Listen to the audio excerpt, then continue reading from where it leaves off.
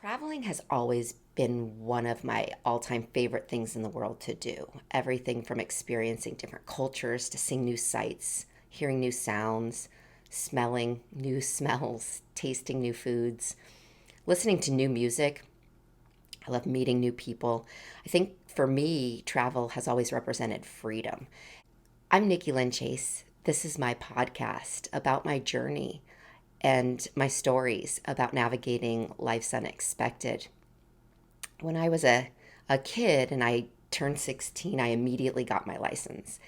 And I had the biggest piece of shit, old beat up Volvo station wagon, brown nonetheless. And it it didn't drive, it hopped. It had about a gazillion miles. I can't even guess how many hundreds of miles it had on it.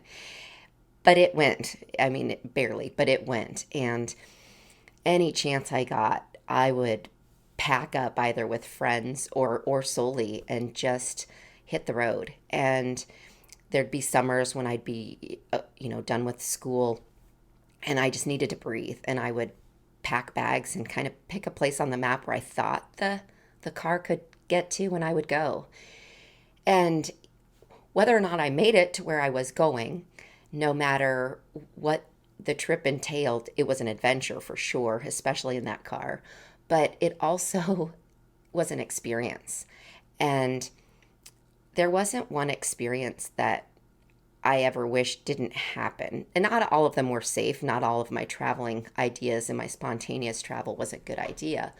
But it was an adventure, and I did all of the things I kind of set out to do unintentionally. I met new people, I saw new places, I experienced new things, and that gave me that peace of mind to carry me through the rest of my life and know that no matter what situation I was in, I I could go somewhere else and change my life. In my early 20s, my very best friend growing up had become a flight attendant, and they based her, or she was based out of New York City. And I'd been to New York before, but never in my 20s, never in my early 20s. And so I went to visit her. And of course, as a flight attendant, you make no money. And we were both poor. I didn't have a very well paying job or anything. So that was that. But she was a flight attendant, and they had a crash pad. So there were about 10 flight attendants living in this little crash pad. It was just their place to sleep if they had their layover, kind of their hub, if you will, in New York. And it was a one bedroom, it's just this tiny place. But I went to see her. She got the time off, and we just did New York, and it was incredible. And I was so envious of what she was doing and the fact that she was just there. They had a roof over their head at least to sleep at night, and it was incredible. And it was we when we wandered the streets of New York in the day, I saw people my age dressed in suits and hustling, bustling, and getting to work and going to these professional jobs. And I knew it was a place I needed to experience. I wanted to live there. So I went home after a few days of being there, and I told really anybody who would listen to me that I was going to New York and I was going to go live there. And those who did listen or heard me said, "The hell are you going to do in New York City?" And the answer was I had no idea. I didn't know, but I knew I needed to go there. So, literally within a couple of weeks, I packed a few bags of mine, and I put a couple boxes together to ship to that they heard that a few of the flight attendants had branched off and decided to upgrade to only six of them living in a teeny tiny apartment in Manhattan, and there was room for more. They were always, collecting people along the way just to help with the rent is so crazy. So I jumped in, and I jumped on the coattails of the flight attendants, and I showed up in New York City a few weeks after having visited there, and I was there. Here I am, New York. So I ended up getting a job temping. I made no money. Dinner consisted of we'd go to the various little markets and find the best olive bars where you could sample olives and take our time purchasing produce so that we could sample as many olives to make up a decent dinner. Canned spinach was on the menu. Lots of canned spinach. It's so gross. And and it was an experience. We took on Manhattan. So I had thrown myself into this extremely unfamiliar city where it was the hustle and bustle, and things were just a constant, even everything from the transportation and getting from A to B. You're on a subway, it's all new and it's all fast paced. It's exciting, it's crazy, it's taking in all the sights and smells, and not all of them are good either. You're seeing things you've never seen before if you're from a small town in Colorado, and you're just experiencing everything. And I was able to take it all in, and it was such a great experience. But I had this dumb haircut, so I stuck out like a sore thumb, which is crazy to think because New Yorkers are pretty hard to shock. I stuck out in such a way that I had this short blonde hair. Again, I'm trying to emulate and look like Meg Ryan. Looked great on her, not so much on me. And my personality was still that small town. I know everybody. So I'm walking through the streets of Manhattan just waving hello. And New Yorkers didn't seem to really have time or the patience for someone like me. There were a few that would actually stop me and ask me where the hell I was from, because that's not really how you navigate New York. You do stick out like a sore thumb if you're waving hello and you've got this dumb short blonde curly haircut and you think everybody wants to be your friend. But I didn't let it take me down. I just kept taking it all in, and it got to the point where there was this one trip in particular to one of the convenience stores, and we take a cab. And I always liked when I'd get in the cab to find out about the driver's story. How'd you come to New York? Or are you from New York? Or, what's your life story? Some were receptive, most were not. Most wanted you to get in their cab, pay them, drop you off, shut your mouth. I've got A to B, then I'm picking somebody else up, and we're done here. Well,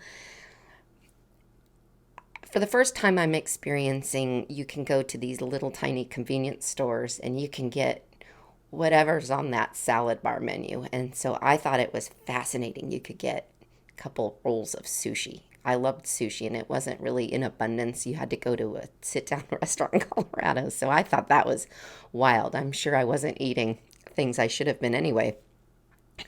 Who knows if it was fresh or not, but I didn't care. I was finding sushi in this little convenience store. So I'm in the back, and my best friend who I had moved out there to be with was in the back, and she'd been there a lot longer than I had. And I go on one of my little trips down, let's get to know each other lane with the cab driver. And he wasn't having it. And he slammed his brakes on to shut me up. I nailed the plexiglass divider that they have or had back in the cabs then. I slammed that thing so hard, my convenience store sushi went flying. And at that point, I thought, maybe New York isn't ready for me, or maybe I'm not quite ready for New York. And I, shortly after that, packed up and I went back to Colorado. And there were a few kind of, I told you so, you weren't going to cut it. But I'd lasted a fair amount of time. And I thought, I don't honestly care what anybody thinks. Going to New York and experiencing what I had experienced had given me so much in the way that it made me extremely resourceful. I'd thrown myself into this massive, expensive, crazy city with nothing, literally not a dime to my name, not a job, having no idea what I was going to do in New York to survive. And I had. And it had shown me what is out there, the culture, the beauty of living in the city, the yuckiness of living in a city. There was so much that I was able to absorb and take in. And the greatest gift that it had given me was I knew I had it in me to go on a whim and be able to navigate this incredibly intimidating part of the world. And I had no idea what I was somewhat forecasting for myself and practicing for in my near future. But I did go back to Colorado. I settled down and I became a mom. And as I said, it that didn't pan out as predicted or expected. And I had two special needs children. And at the time, Sandler was very sick, and Sandler, we didn't know if he was going to make it. And it's mostly a blur to me, or I've managed to block out how difficult and trying the early part of his childhood was. But he was, or him being a baby, but he was on a 24-hour feeding tube, and it went fast because I was just trying to survive.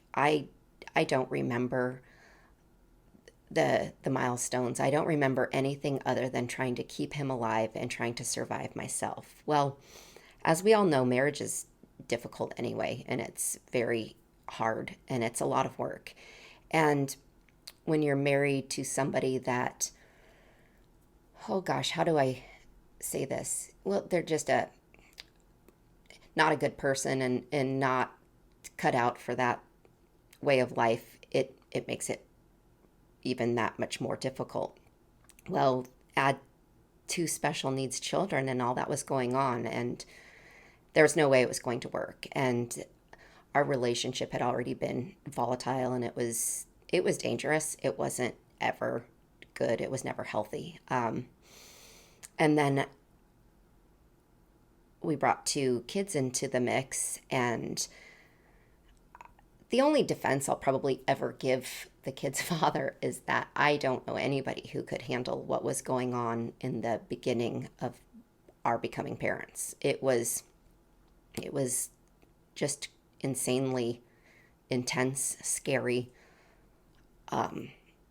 and it it was taken out on me. He took the, I guess, the fear probably and the unknowing what was going to happen. It was all taken out on me.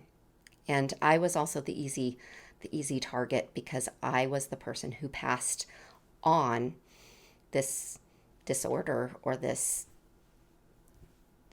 genetic imbalance. I'm the one that passed it on to the children. So I became the easy target. And there was just a lot of anger on his end, and there was a lot of not being able to deal with the kids. So I was doing it as a single parent. I was going to Children's Hospital on my own. I was going through all the different and various surgeries on my own.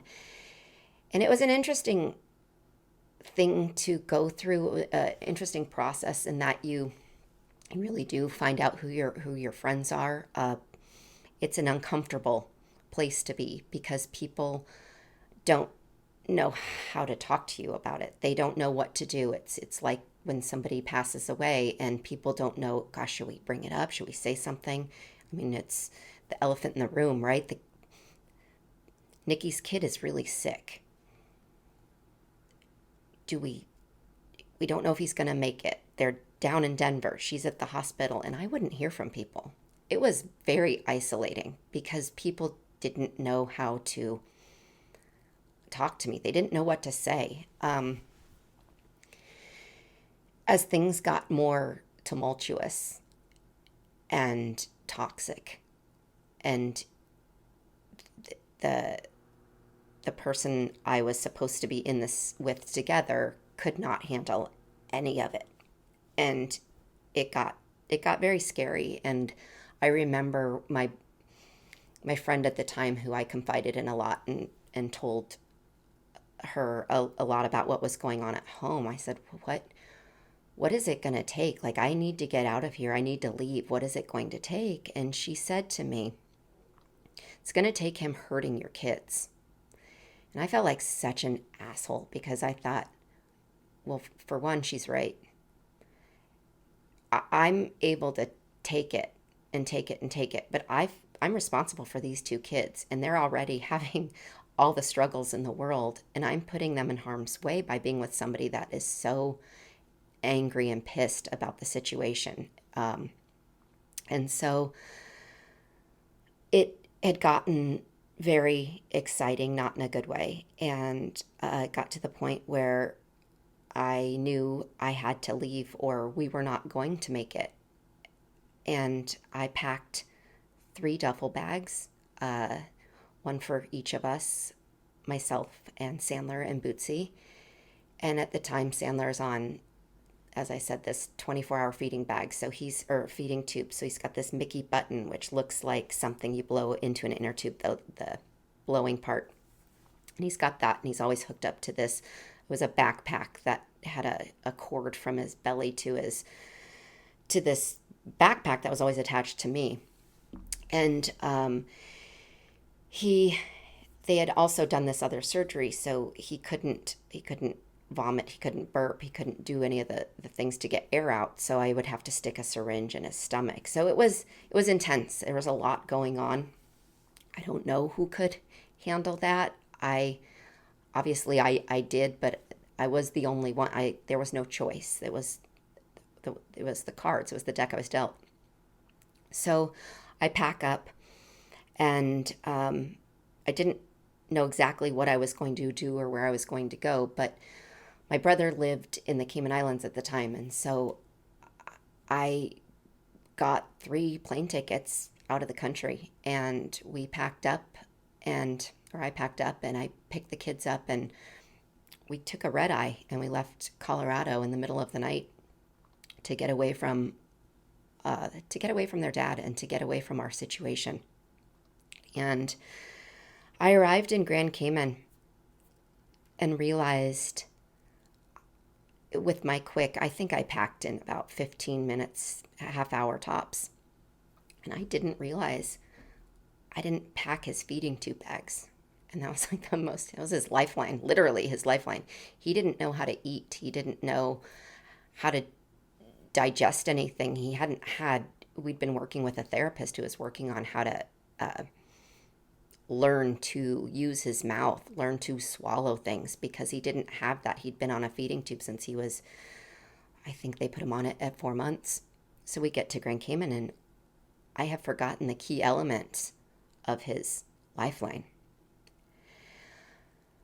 Again, I'm in another country, and there's no stopping and going, oh God, what do I do?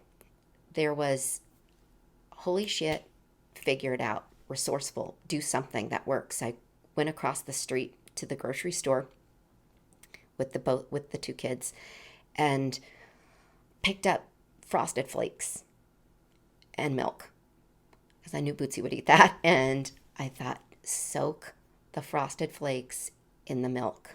At least you can get something soft, sweet, sugary, something in the kid's body. I didn't know what I was going to do. I didn't know how long I was going to be there. I didn't know how anything was going to pan out. I had no idea what the next step was.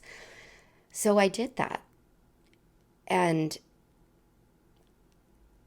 Sandler started drinking extremely sugary milk. And then he was able to eat the extremely sugary cereal. And Sandler never went back on his feeding tube. And I realized, holy shit.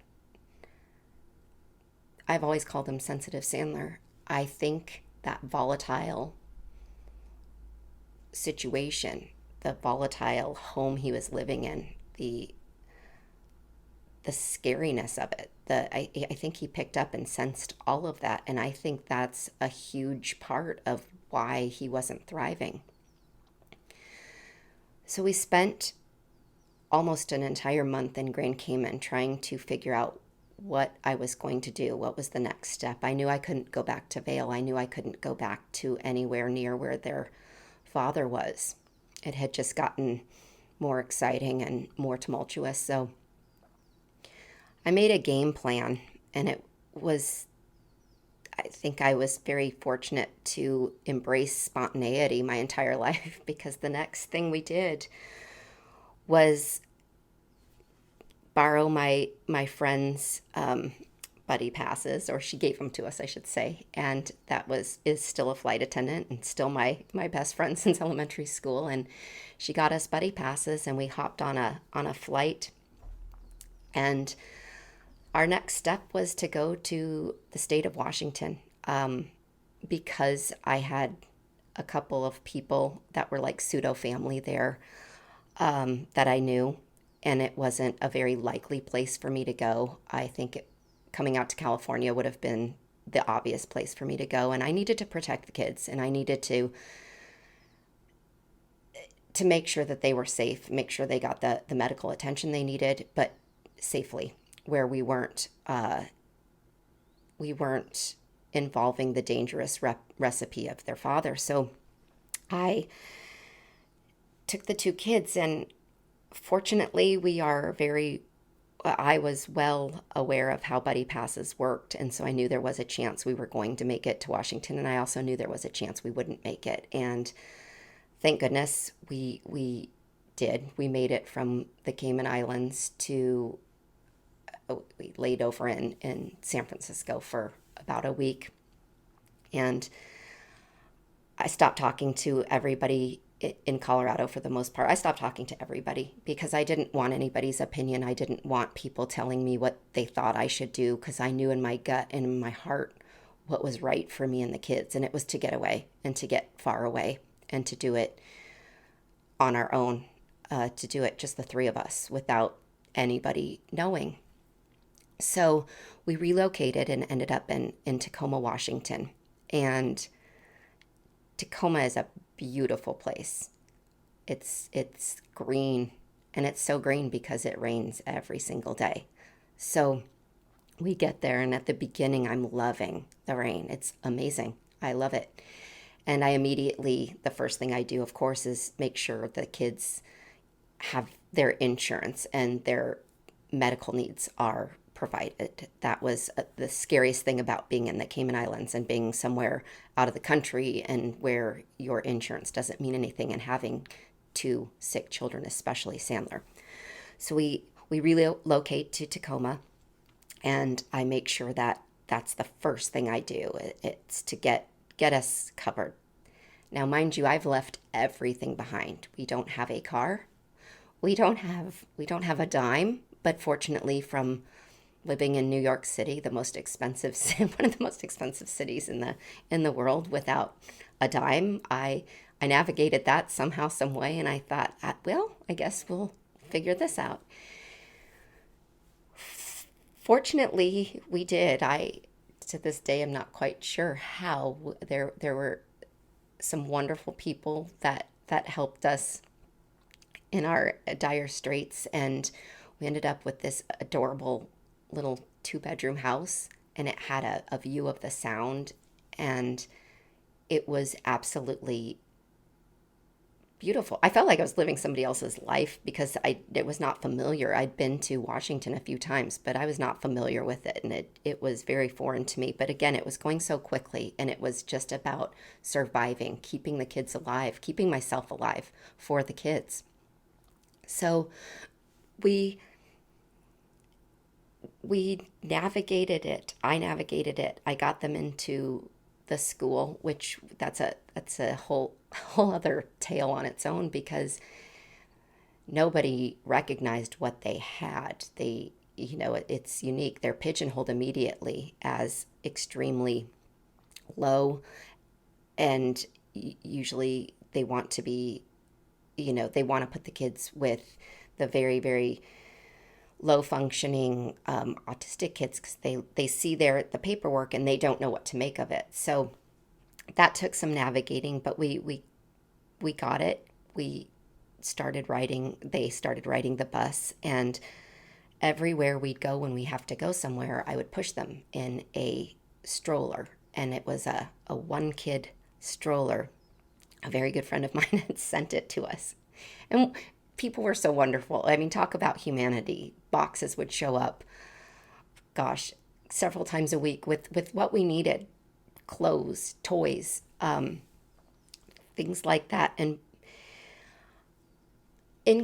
what I compare it to, and I've not been in one, but what I compare it to is like being in a fire where you lose absolutely everything, every material item, every memory, every picture, but you get yourself out and you get your kids out safely. And there was such a peace to that, and I realized that the simple life is the important life. And at that time, I didn't care about anything else other than my kids living, thriving, and surviving. So the humanity was incredible. And this one friend of mine had sent us a stroller, and it was kind of like a Cadillac of a jogging stroller, but it was for one kid. But I'd put the back down, and they'd both ride in it, and I would push those kids everywhere, all over Tacoma.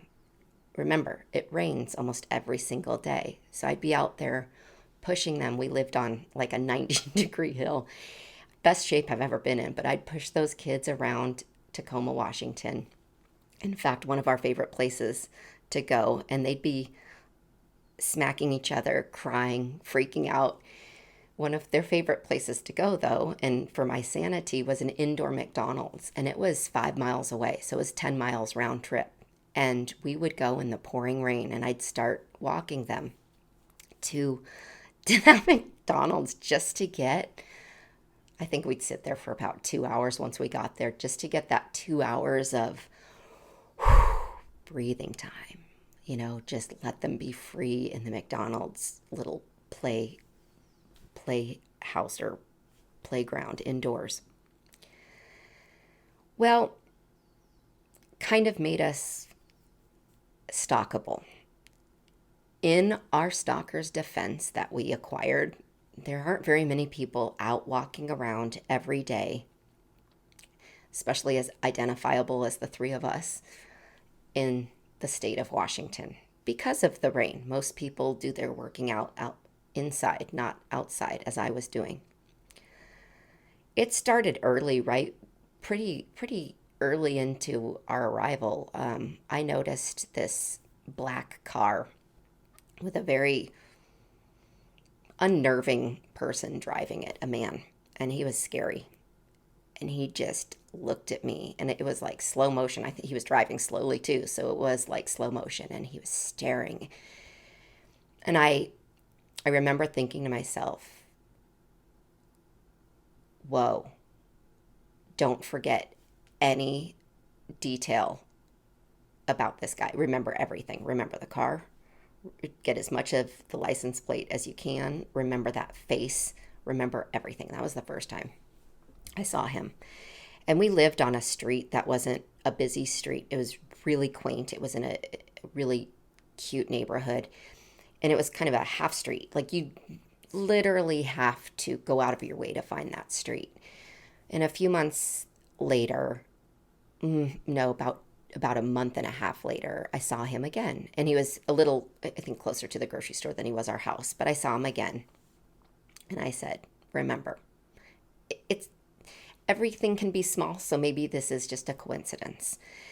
And then a couple months later, the kids are getting dropped off by the school bus. And I'd become friends, really good friends with the school bus driver because, well, my radius of friendships was pretty tough because we didn't have a car and I didn't go out anywhere because it was just the kids and I. So I'd become friends with the people that in our surrounding area or those that would drop my kids off or pick them up.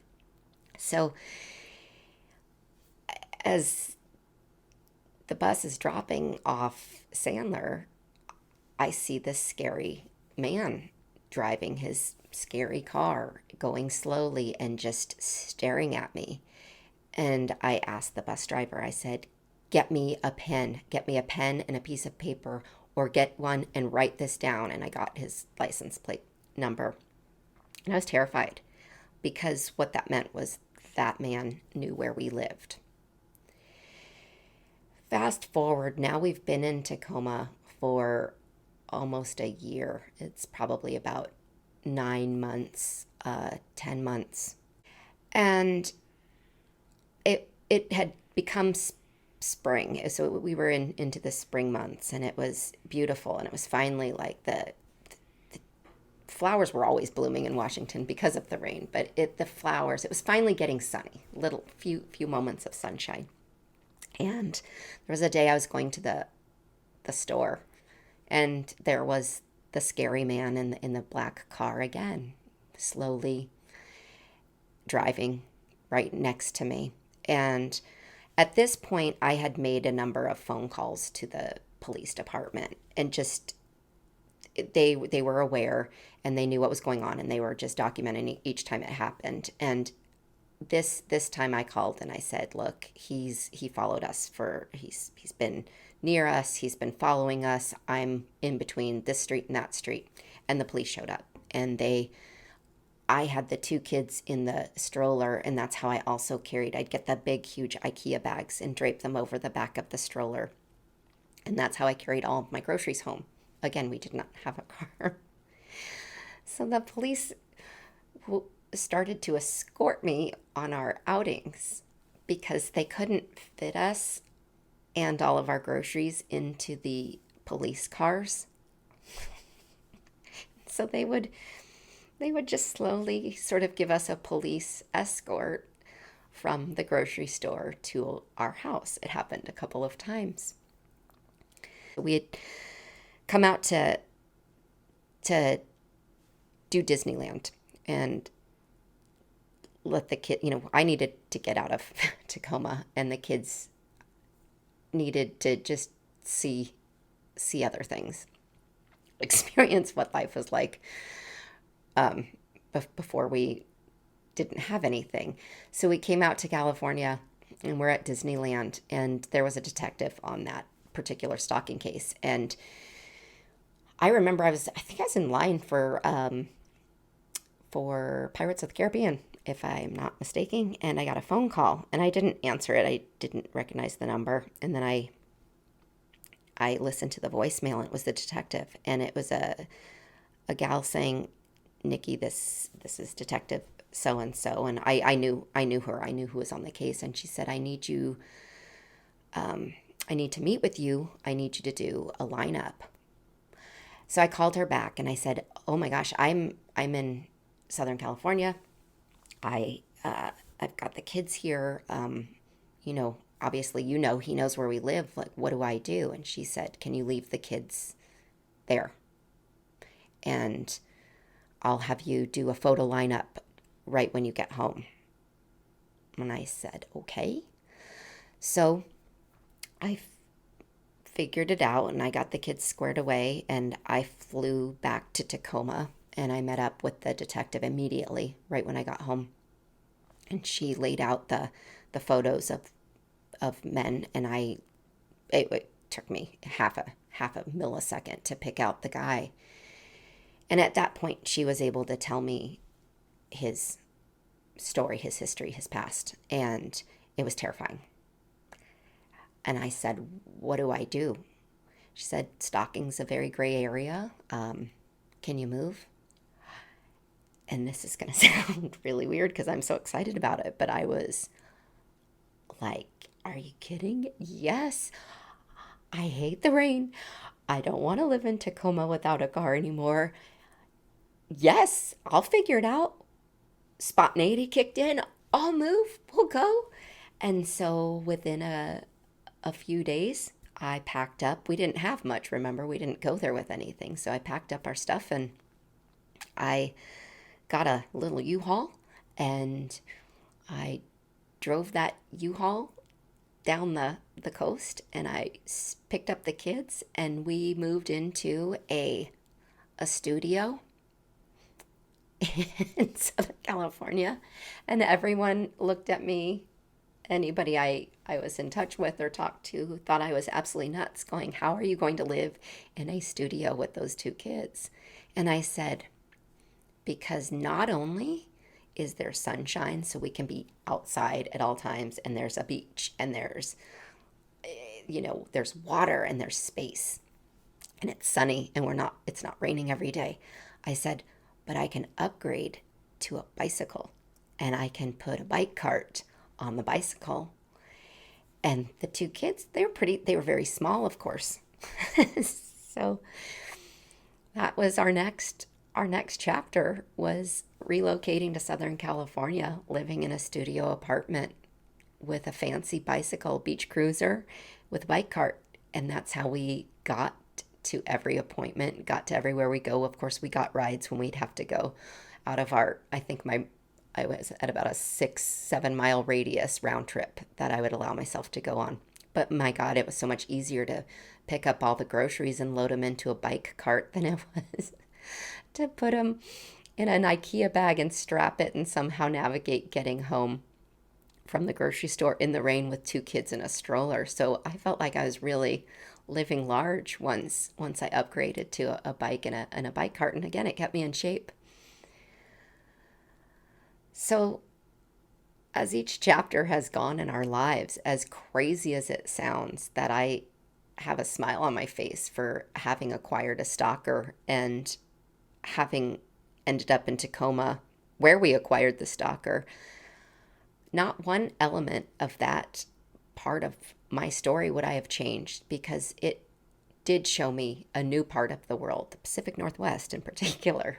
But it showed me my ability to literally survive something that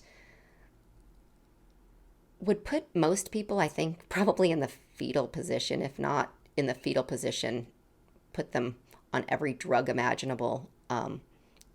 And it didn't for me. It wasn't a choice. Again, I had to be strong, and I had to survive for my kids, and I had to figure out how we were going to get through that particularly seemingly impossible time in our lives. But we did it, and we made the best of it. I made the best of it. I gave them a home. I gave them a life. And I was very fortunate in the fact that they were wired and are wired the way they are, so that they went along with it in a way that we made it fun. I didn't particularly enjoy walking 5 miles to the indoor McDonald's and 5 miles home, but I never let on that that was not normal and that it wasn't enjoyable. And so they enjoyed those times, and they weren't the kids, and still aren't the kids, that the expectation is we drive in a fancy car. Thank God, because we didn't have one for about 6 years. We don't drive in a fancy car, and we don't need all these great things. We traveled on buddy passes to get out of a country, and then we arrived with nothing but the 3 duffel bags that we had packed, or I had packed.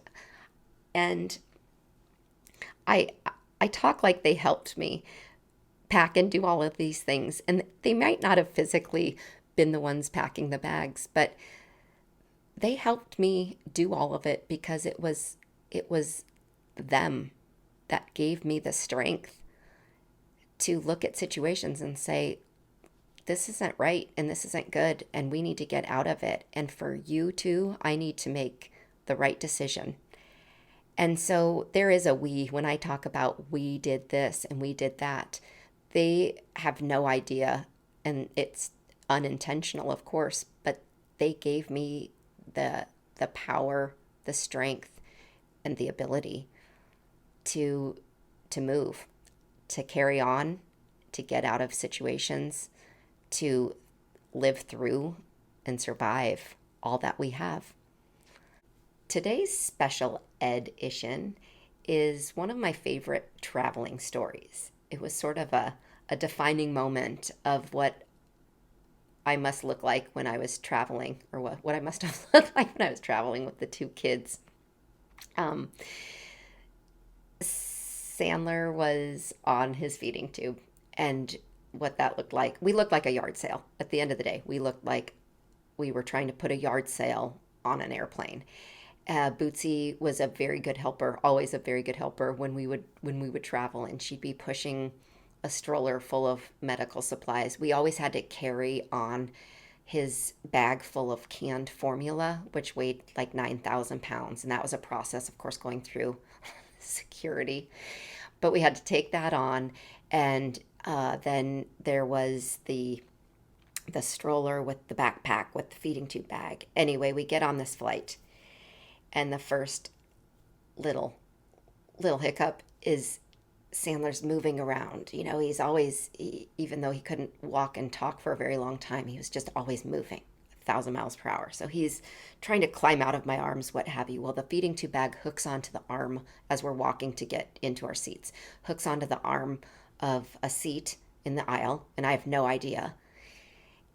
And I can only imagine how disgusting and gross this is for everybody. It's uncomfortable at best for people to see, of course, this child, and he doesn't look well. But it's my norm, so I don't know any different. But I see kind of the horror on everyone's face, those that were sitting down in the airplane. And it's because the feeding, the Mickey button, which is like this thing that's in his stomach, and it has this bulb at the end to keep it anchored in there, it's popped out. And everything's just kind of bubbling out, which is so disgusting. I am well aware of that. But again, it was our life. It was my life at the time. So I just, as gracefully as I possibly can, kind of shove it back in. We get to our seats. And all I'm thinking is, oh God, these people we've already kind of raised the eyebrows. We're that family of three with this scene. And he'd also had something called a Nissen surgery where they kind of tie off the esophagus, at least make it much tighter so that he can't get anything out of him. He can't get air, gas, or anything out of him. So he would make these choking noises, which is really comfortable when you're on an airplane or in a small space, right? So he started making the choking noises. And what I would have to do is undo the button on his belly and stick a big syringe in there, and inevitably stuff from his stomach would fly out. And of course, with the ceiling of an airplane being so low, would attach itself to the ceiling. Disturbing. Absolutely. Well, this went on for some reason. That particular flight, it was going to be that kind of night. It was one thing after the other with Sandler, and it was constantly having, for some reason, again, because it was that kind of night, I had to keep helping him release what needed to be released, and it was flying out of the syringe onto the ceiling. And I was diligent about cleaning up after us. I knew well enough to know that there was always going to be a mess of some sort. I'm mortified.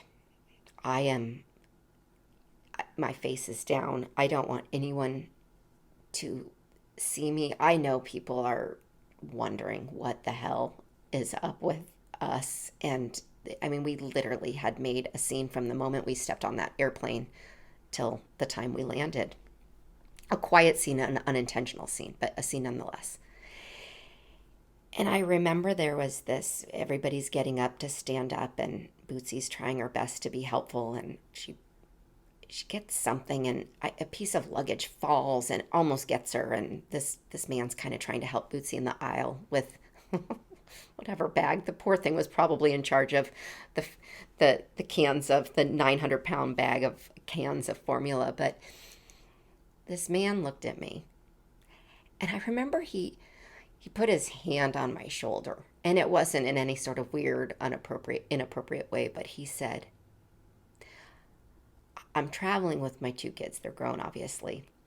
And he points to them, and he said, I have no idea what your situation is or what's going on here, but I've got to tell you, whatever it is, you are handling it like a real champion. I can't imagine this being, I think our flight was about an hour or 2 hours. And he said, I cannot imagine that this is a glimpse of your life for 2 hours. I can't imagine what it looks like for a 24-hour period. And to me, it was one of the greatest gifts that I've ever been given because I thought, you've got to be kidding me. Like, you actually think I looked like I had that under control and I was handling my shit? Because I was inside having the most epic panic, anxiety attack, all of the above, going, I can't believe I'm exposing people to my life because my life is very uncomfortable for people to have to see and witness. And I will forever be grateful for that man, that stranger's kind words and profound observation. And it's moments like that and the humanity that just keep me going and reminded that I got this. We got this.